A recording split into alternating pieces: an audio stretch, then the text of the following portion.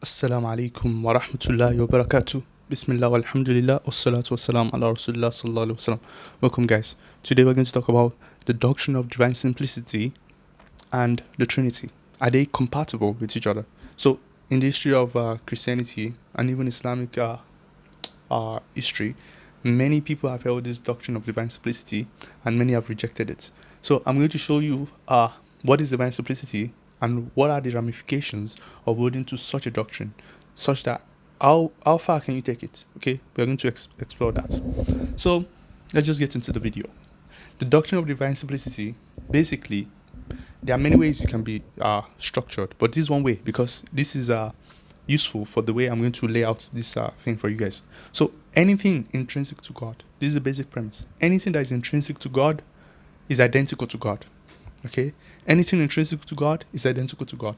And now from that you say God does not have parts, God is not complex, and we'll get into that now. So the first level of things that we can talk about, and I'll show you how this is related to the Trinity later in the video. Now the first thing we can think about is physical complexity. For example, hand, leg, the hand and the leg, they are not the same. So the meaning of anything intrinsic to God is that if we find anything that is intrinsic to God, is identical to God. If God is one identity, that means God cannot have any multiplicity. That is what will follow.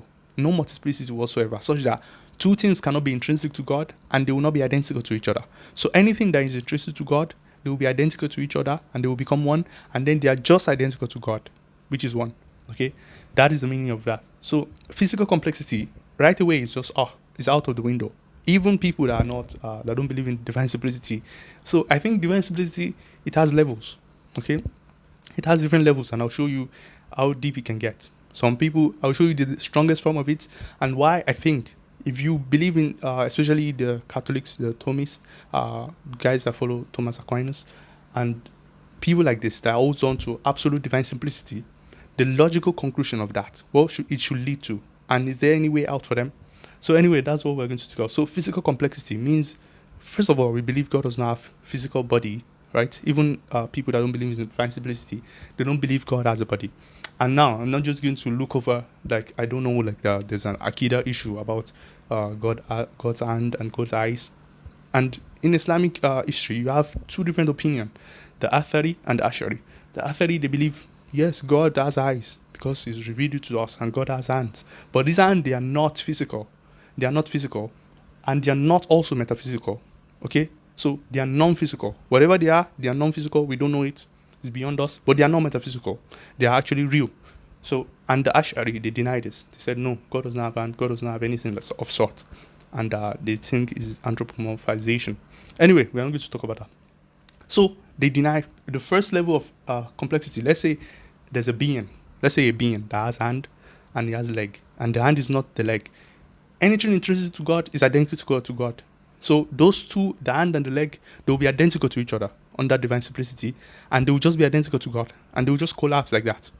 And that's what they call modal collapse argument against divine simplicity. But I'm just using it. So physical complexity, definitely not. Now, non-physical complexity, meaning something that is not metaphysical, which is the next part we'll go to. Also, it cannot be complex in that way too. You deny any complexity whatsoever.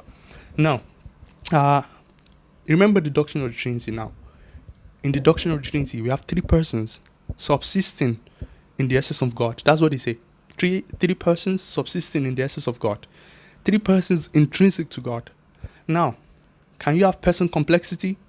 That is where I will take my argument to at the end. But let's just go to the next part. Metaphysical complexity. Metaphysical complexity, meaning God cannot even have conceptual difference, meaning the concepts cannot different. For example, you say God is all knowledgeable and God is all powerful. The power and knowledge, they are not the same, right? Conceptually. But when you use doctrine of divine simplicity, they said you cannot even have conceptual complexity. You cannot have metaphysical complexity. Those attributes, they will be identical to each other, and they will be identical to God because there's only one identity. You cannot have two things that are different when you are talking about God. Maybe to us, it looks like they are different, but real God, in God's essence, they are not different. There's only one thing that is God. God is just there. There's no conceptual difference. So even metaphysical complexity is denied under doctrine of divine simplicity. Pay attention to that. So we deny physical complexity, we deny non-physical complexity, we deny metaphysical complexity. Now, this is where some people will check out. Most analytic theologians, Christian and Muslim, even the Ashari, they don't think this is true. So they allow for metaphysical complexity. So you have people, many Islamic, I think majority of Muslims, they affirm this metaphysical complexity. They affirm that because God has many attributes and they are not identical to each other. That is the argument. So you have people like Al-Ghazali and many other, and the Athari and the Ashari, all of them, they deny this. They can accept the first one, but metaphysical complexity, they will say no. God has metaphysical complexity, metaphysical conceptually. So all knowledge, power, speech, many things like this, they will say they are not equal to each other and they are not identical to God. Okay, now, so this is the main two levels that people talk about. Now let's go to the doctrine of divine simplicity. In the doctrine of divine simplicity, you are supposed to have three persons subsisting in the essence of God. And yet you want to affirm the doctrine of divine simplicity, which says that anything intrinsic to God, the three persons are intrinsic to God, is identical to God. If something is identical to one thing, they can never ever differ whatsoever. So what it will mean is that if you affirm absolute divine simplicity, the persons of the Trinity will collapse. Meaning they can never differ from each other. They will just collapse into one thing, which is heresy of modalism, right? Because is it even modalism? It's just they will just collapse. That's the point. They will collapse. You cannot have you cannot have the Trinity anymore. Okay? You have to explain it in some other way, maybe in economy, which would be modalism then. If you explain it in economy, that when Jesus came to earth and everything in relation to creation, then it will be modalism, because now they will appear in three different ways. But in real God's essence, there's only one thing, which is person complexity. They don't affirm this too. A doctrine of divine simplicity would eliminate person complexity. So some Christians, they affirm person complexity. They affirm that there are real three persons and they are not the same with each other. So them, they will check out here. So you cannot affirm divine simplicity and then you say there are three hypostases that are not identical to each other in the real sense. You cannot do that. And that's why I think even Eastern theologians, some of them don't affirm this absolute divine simplicity. So it has levels. You see the first level, some people will not even accept the first level. What if they think their own God is physical? Okay, they will say our God is physical, it's just like us. Okay, that's just pure anthropomorphism, right? Then some people will say no, it's not physical, but it's somehow non-physical. So we can get complexity there, and that's the Ashari position. So that one too, they are leaving the doctrine of divine simplicity right there. Now the other ones, they will say we deny both and we affirm metaphysical complexity. That is the way of the Asharis and the Maturidi and even the Christian theologians.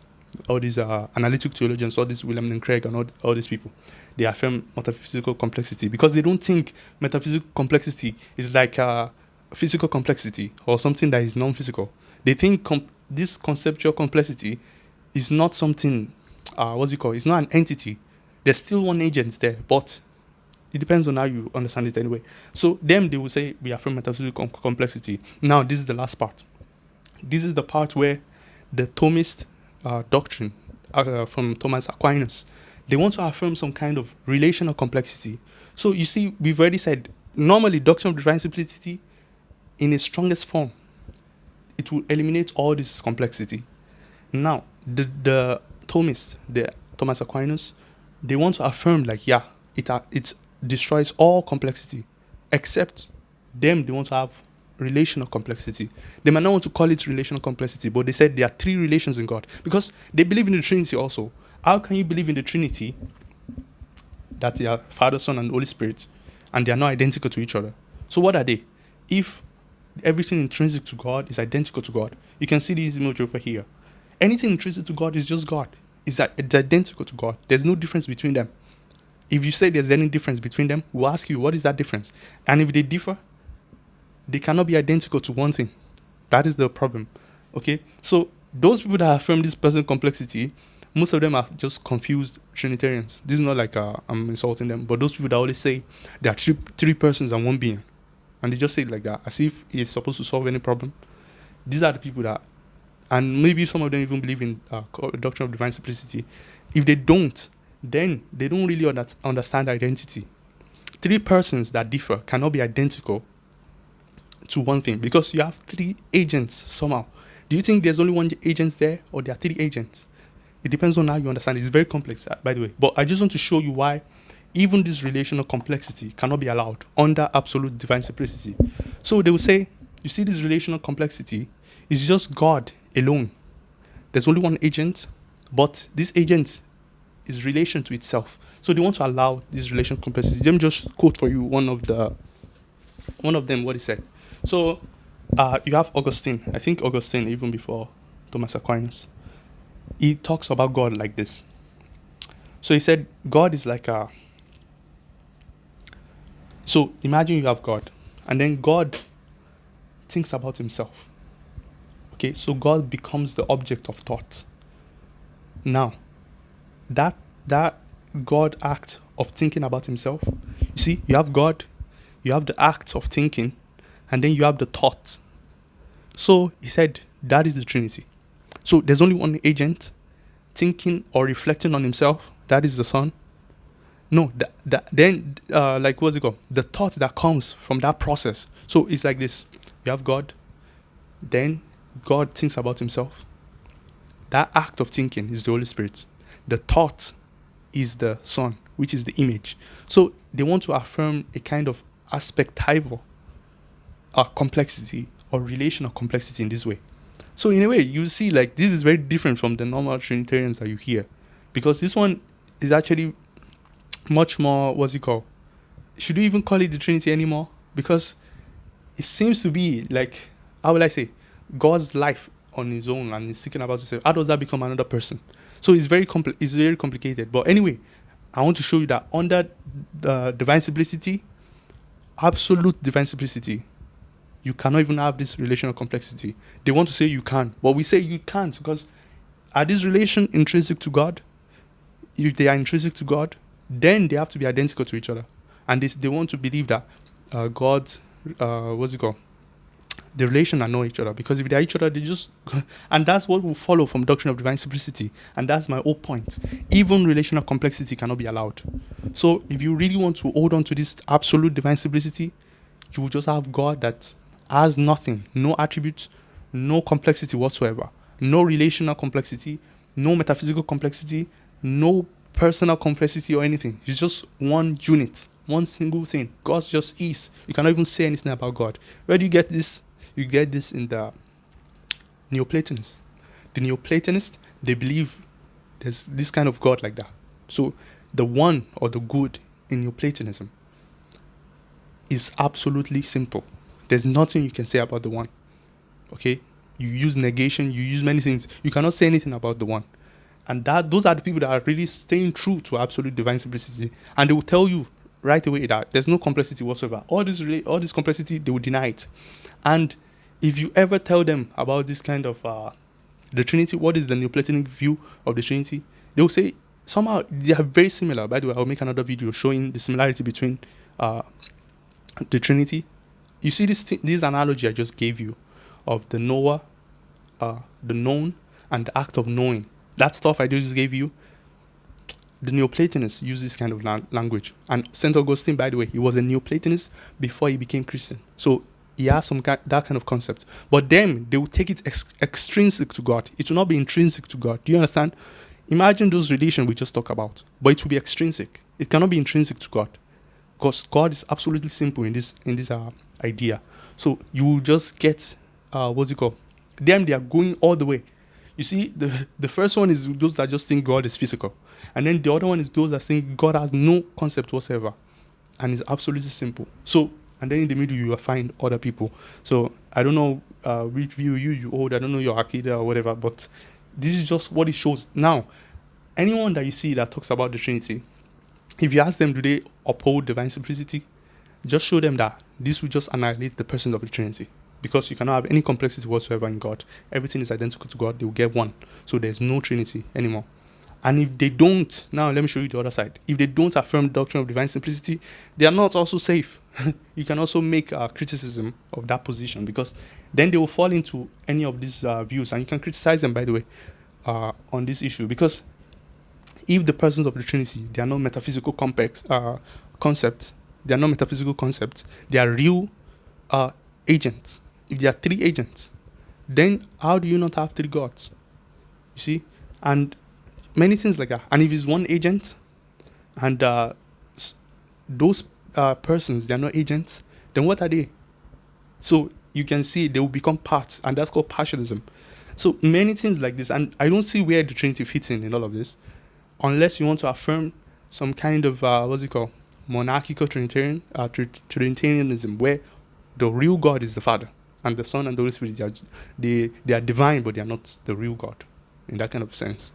So I just want to show you. So if you ever hear someone talking about divine simplicity and the Trinity, they will try to show you that it's possible under Thomism, but we can say no, we reject this kind of relational complexity too, and everything is just simple. If you want to go all the way, go all the way. Don't come and sneak in some kind of complexity from somewhere.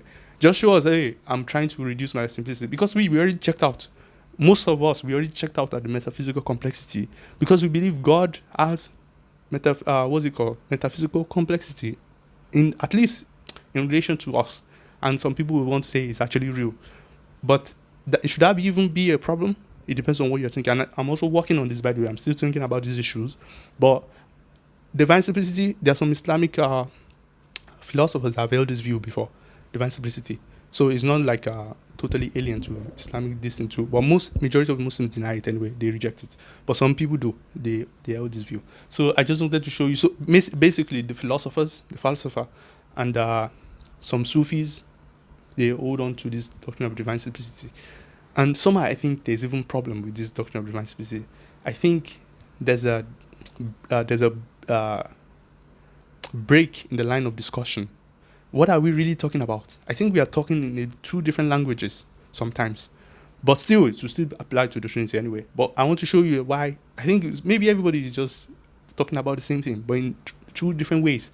Maybe this metaphysical complexity is just from our own point of view, such that maybe God is really like that, but it's complicated stuff. But I just want to show you, if you believe absolute divine simplicity, there's no complexity whatsoever you can sneak in. So you either reject it or you uphold it, and you cannot have your cake and eat it. So I just want to let me see what you think about this. If you understand it, if you don't, maybe I can make another video and show you. So see you guys later. Assalamu alaikum wa rahmatullahi wa barakatuh.